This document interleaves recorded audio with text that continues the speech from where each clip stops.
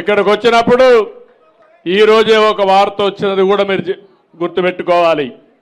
Supreme court ఏదైతే ఉందో schedule కులాల కోసం ఏబిసిడి కేటగరైజేషన్ సబబని ఒక నిర్ణయం చేశారు.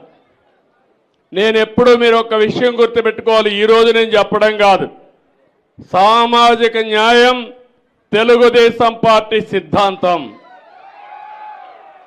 ఒకరిని కాదు, అందరికీ న్యాయం జరగాలి. అందుకే 96, 97లో రామచంద్రరావు కమిషన్ వేసి ఆర్థిక పరిస్థితులను అధ్యయనం చేసిన తర్వాత ఏబిసిడి కేటగరైజేషన్ నేనే తీసుకొచ్చా. తర్వాత అది డిఫరెంట్ కోర్ట్స్లో ఛాలెంజ్ అయ్యి ఇప్పటి వరకు అనేక విధాలుగా ముందుకు పోయి ఈరోజు దాన్ని 7 జడ్జెస్ బెంచి ధృవీకరించారు, దాన్ని కూడా ఆమోదించారు. నేను ఒకటే మీ అందరినీ కోరుతున్నాను, జనాభా దామాషా ప్రకారం ప్రతి కులానికి, ప్రతి మతానికి, ప్రతి వర్గానికి న్యాయం చేయడం తెలుగుదేశం పార్టీ సిద్ధాంతం అని కూడా మీకు తెలియజేస్తున్నా.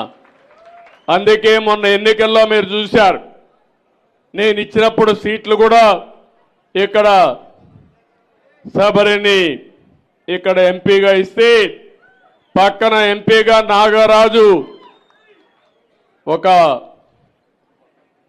కురబ కమ్యూనిటీకి సంబంధించిన వ్యక్తిని ఇచ్చాం. పక్కన అదే మార్గ అనంతపూర్లో ఒక బోయ వాల్మీకి కమ్యూనిటీకి ఎంపీ ఇచ్చాం. ఎక్కడికక్కడ అదే మారిగా నంద్యాల్లో ఫరూక్ గారికి ఆ రోజు ఎమ్మెల్యేగా ఇచ్చాం, ఇప్పుడు మంత్రిగా చేశాం.